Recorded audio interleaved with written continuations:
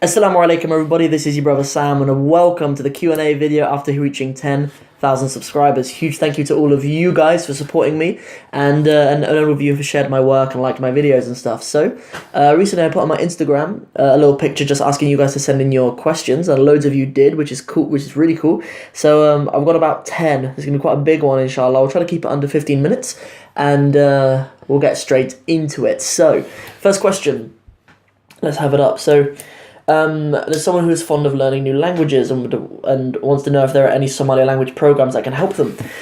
So there are. It depends if you want to pay for it or not. There are, like a quick Google search will show you some websites. There's like learnsomali.com, I think, as well. And they have free videos and stuff on there. I don't think there's entire courses that will like bring you up to a fluency level, but there are things that will help you. That is probably a place of my channel, maybe, inshallah.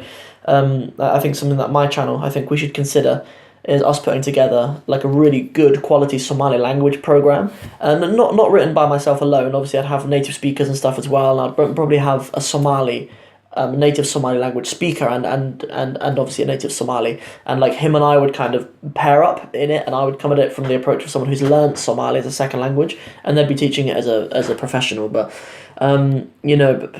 I don't really know, if you're prepared to pay for it here in London at SOAS University, School of Oriental African Studies, the university of which I'm an alumni, they do Somali 1 and they do Somali 2, and they also do a course, Somali for professional purposes or business purposes or something like that, where you encounter professional reasons for using Somali, so like business terminologies and stuff too, which is really, really cool. And that's really, really top level, but you're talking probably hundreds if not thousands of pounds for those programs.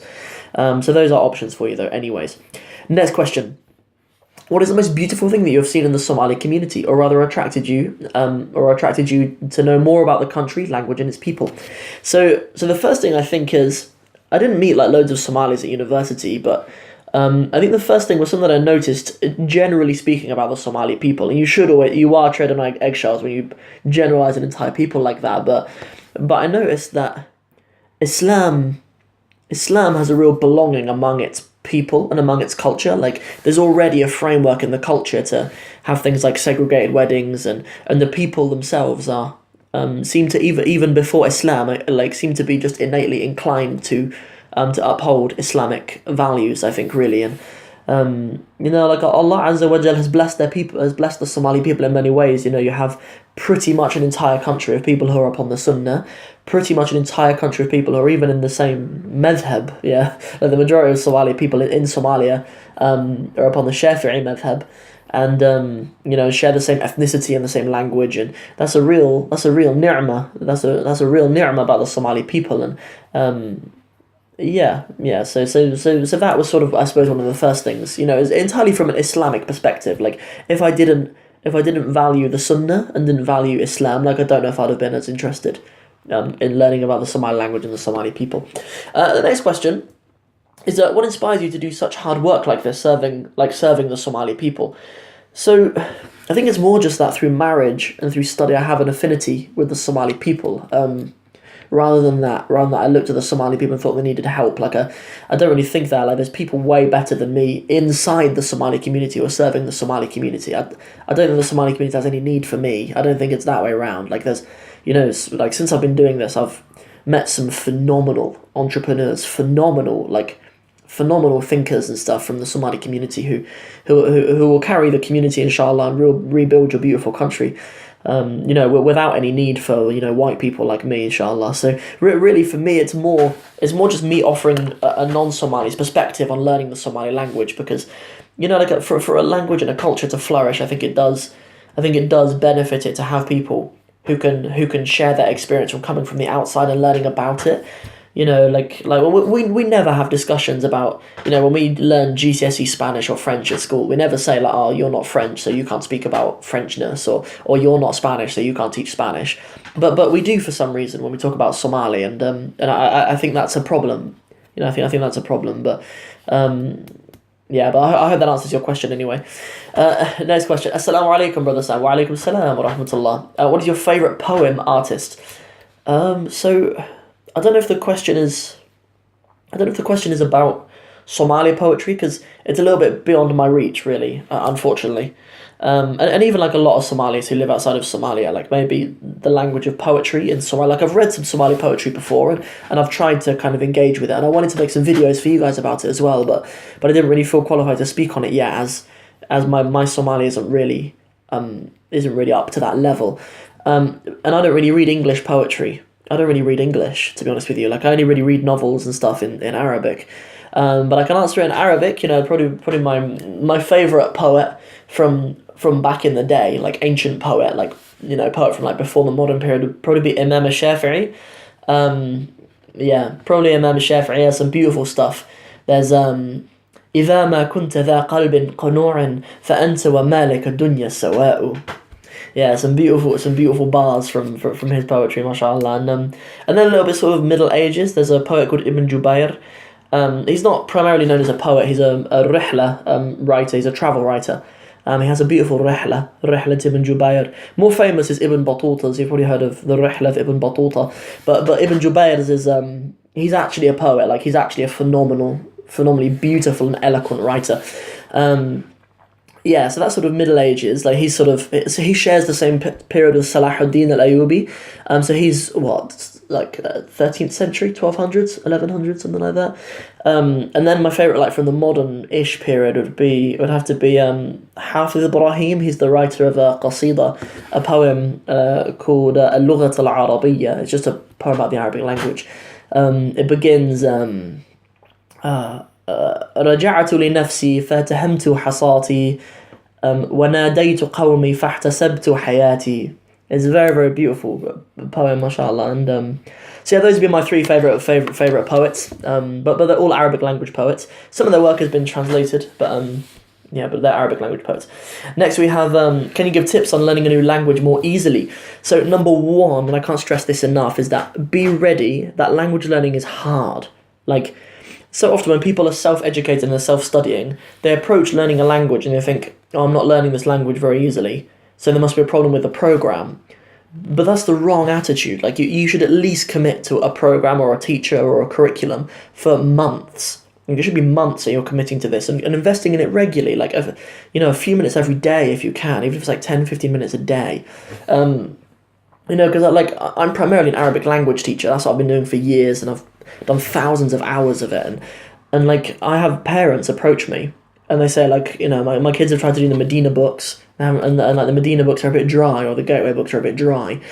Firstly, there's two problems with that. Like, firstly, the Medina books aren't written for 4-year-olds. Like, the Medina books are written for Tulab al-Ilm in the University of Medina. And the second thing is, like, maybe you're probably not committed to it for long enough. Like, or sometimes, like, most curriculums are really good for teaching you a language, whatever language it is. Like, the teacher knows what they're talking about and they're delivering it. But sometimes, if you take that curriculum, the teacher who's teaching it to you will bring in unnecessary things. So they put their own twist on it when they shouldn't.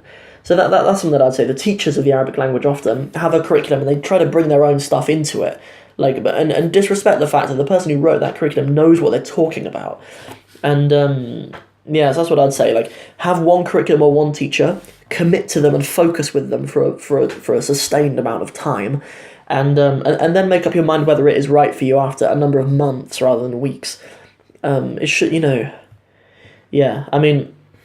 I have a 4-book series. I have a 4-book series that I've written for learning the Arabic language, and a lot of my students have really, really amazing results with them. They're audiobook series. Like, I like my students to be able to learn without having to stare at a screen all the time, so I deliberately made them into audiobooks.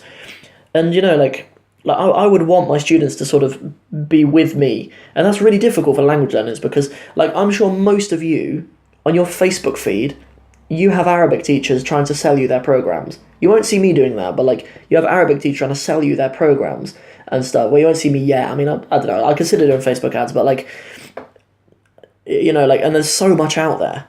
Like, there's so much out there for learning the Arabic language that, or any language, that it's so easy to get caught up in it and try to think you should use a combination or to criticise some teachers for something and other teachers for something else. But stay on one curriculum with one teacher and commit to it, inshallah. That'd be my best advice. How has fatherhood changed you? I'm more tired, grumpier, fatter. No, I mean, yeah, those things are probably true to a certain extent, but like the most important things, I suppose, is that I'm perhaps more cautious. Like when you have someone who you're responsible for, who, I mean, honestly, like, those of you who aren't mums or dads yet, like you don't know how much love you're capable of feeling. Like until you have a baby, you just, and like I don't like none of you guys will have seen my son, but he looks like me if I was a Somali. Like he's got Somali features, but he looks exactly like me. And when you see a baby that is like half of you and half of the person you love the second most in this world, like, so it makes you more cautious. It makes you think more long term, and obviously has to make you grow up if you haven't grown up already when you first got married. And but then in other ways, like braver in some other ways. Like I feel like I'm braver to try to seize new opportunities for him, or to explore new opportunities for him that I perhaps wouldn't have done before I was a father. And also a big difference that I notice is just like when I'm making dua. Before I got married, and even before I had my son, most of my du'as were just for myself. But like now, I might be the last person that I ask Allah to help in my du'as.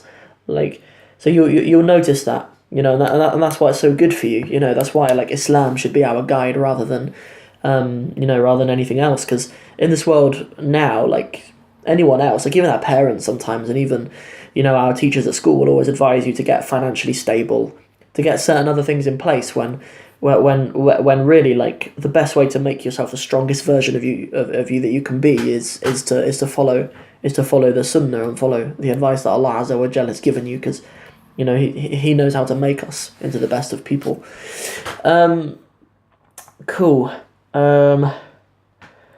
Yeah, nice. So Jazakallah khair. Official Habibi Gang have sent in a question. He DM'd me a little while ago. Really happy to obviously hear from other people who are in YouTube and way bigger than me, but still pay attention to me. So that's really cool. So first thing, is there anything cool about interacting with Somalis or appreciation towards the Somali people? Appreciation about the Somali people I did in the previous question, but cool about interacting with Somali people.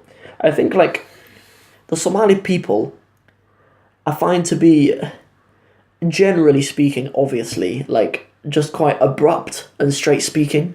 And in a world where everyone's trying to please each other and water things down, that's quite nice to actually meet people who just sort of just say how it is. And so like that's quite nice. What next? Yeah, and he had a second question. Anything interesting about learning the Somali language? So I wanted to say that the Somali language is just such a beautiful reflection of such an ancient culture. Like not a lot of people realise there's not enough awareness around the fact that the Somali language is like possibly one of the oldest in Africa. Yeah, like it's a truly ancient language. And when you learn certain things about it, like you learn things about that society and about that culture. And I have a video about one of the gems of the Somali language, and that's that. Just simply put, like in Somali, some of the most simple verb forms mean to do that verb for someone else. So for example, like the most simple form of the verb to pour, that verb actually means to pour for someone else. But you need to make the verb more complicated to make it for yourself. So like it just shows that there's like a tribal culture that has always looked out for others. Actually inbuilt into the language that tells you something about the people in the language. So that is awesome, I think. What have we got next? It's quite a funny one. Why don't you become an ambassador to the UK for the UK to Somalia? Since probably you're the most qualified person. I hope for the sake of diplomacy I'm not the most qualified person, because we've got serious problems if I'm the most qualified person to be. I rock up to Somalia dressed like this and like yo. I'm not qualified for that. It's nonsense. Cool. Next one. So, next question. Assalamu alaikum wa alaikum salam wa rahmatullah. Do you have plans for the future, like plans for the whole of the next year? Yeah, so of course I have plans for this channel. I think I talked in my last video about some of the changes I think will happen, and I think naturally when you guys get to know me better, the channel will become a bit more broad. Like already in the questions that have come in, very few of them are even Somali orientated, whereas this channel originally started off being Somali language only, and I think it will get broader, and I don't necessarily think that's a bad thing. I think that means it's quite flexible. It makes it easier for me to create more regular videos. Because like there'll come to a point where like my Somali language knowledge will start to run out when I've made videos about as much as I can. And I think at that point, I think it makes a lot of sense. I think it's very beneficial to do Islamic orientated videos, inshallah, do more reminders, and obviously, you know, I'm in it for the ajr as well. You know, obviously I ask that Allah Azza wa Jal makes this channel a means of me spreading khair and spreading guidance. So yeah, so I think other things that the channel will come to include is perhaps some other languages. I think as I'm primarily an Arabic language teacher, as a lot of you know, I'll bring over some of the content from that channel a little bit over here. We'll talk about that a little bit. But something I'm really excited about is doing more like Muslim majority languages and comparisons between them. I think is really cool, and that's something I'm really interested in. So yeah, so something that I think, like I mentioned earlier in this video as well, that something that I think would be really cool for this channel, and I think makes a lot of sense for the progression of it, is to do like Somali language courses, the same way that I do like Arabic language courses on my arabicwithsam.com, my website over there, go and check it out. The same way that I've created courses to do that for Somali, but I don't think I'm the right person to do that really, not by myself anyway. I think if I were to have a native speaker who's a Somali teacher who's a native speaker with me, I think that'd be quite a cool pair, but yeah, we're a long way off that at the moment. At the moment, I'm just enjoying creating videos that you guys find valuable and engaging with you. So, but that's something to consider in the future, inshallah. Last question wasn't actually a question on the picture that I put on my Instagram, but it was a picture from the mother of one of my students. I'm going to answer her question.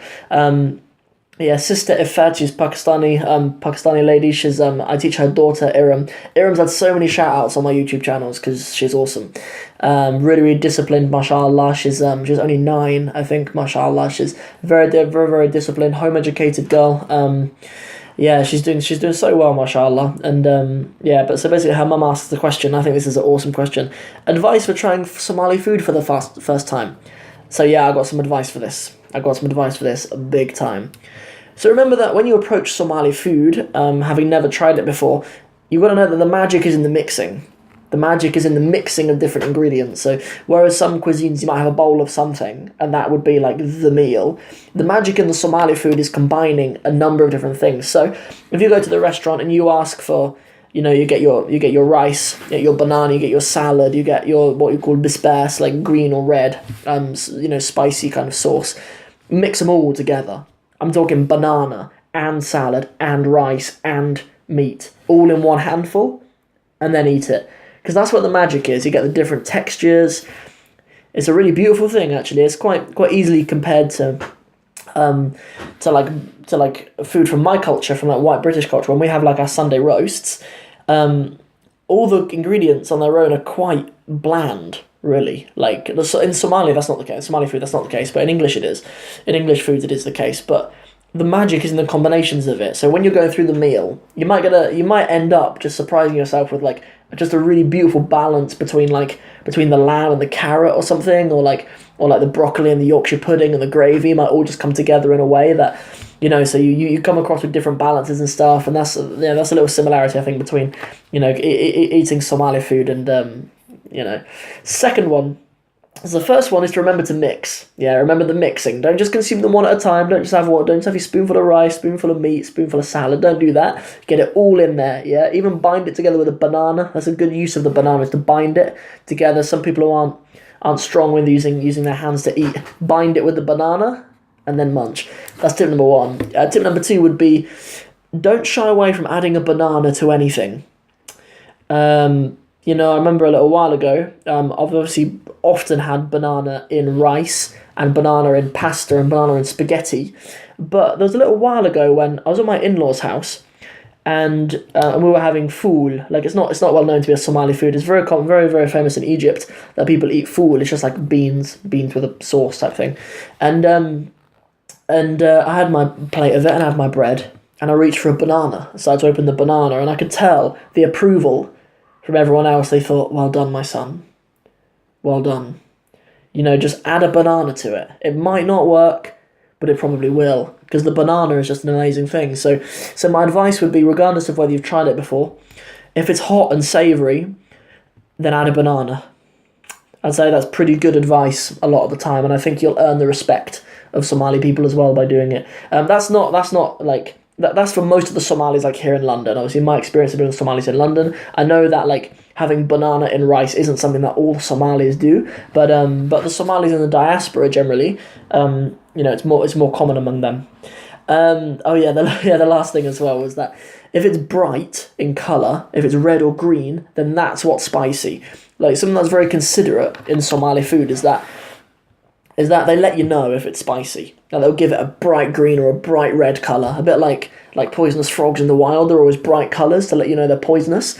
It's a bit like that with like the heat of some Somali sauces. They'll always be bright green, or they'll be bright red, and that's how you know that they're bisbas. That's how you know that they're spicy. Because sometimes like some cuisines, like my best friends are Pakistanis, and you go to their house and there's no warning if it's going to be hot or not. To them, it's all fine. So. So I end up eating something, but little do I know that it's going to be painful to eat. But Somali cuisine doesn't do that, very easily approachable for white people who don't necessarily eat really, really spicy food. And a good bit of advice if you do have that as well, and someone's putting bisbas on your plate, the spicy like sauce on your plate, when you want to say enough, you can just say baswaye. That's what you say. It's a little bit confusing. I remember I always saw my father-in-law saying bes, saying that enough. Yeah, like bes means like enough, and I was saying it bisbes. And bes like enough sounds like you're saying you want bisbes, which can be really inconvenient if you're not used to pronouncing them differently. They're not the same word or even remotely close, but when you're first learning it, you don't really pick up on that. So baswaye is that means like enough. Yeah, bas means like enough of it. So if you have any more questions, I'd like to make this regular. Put them in the comments. If you don't have any questions, click the like button and click the subscribe button. Something that's new as well is that there's a little bell next to the subscribe button. Don't forget to hit that so you get notifications as well. And that's everything from this video. I've done through all of the questions for the day. Hope you enjoyed it. Assalamu alaikum wa rahmatullahi wa barakatuhu.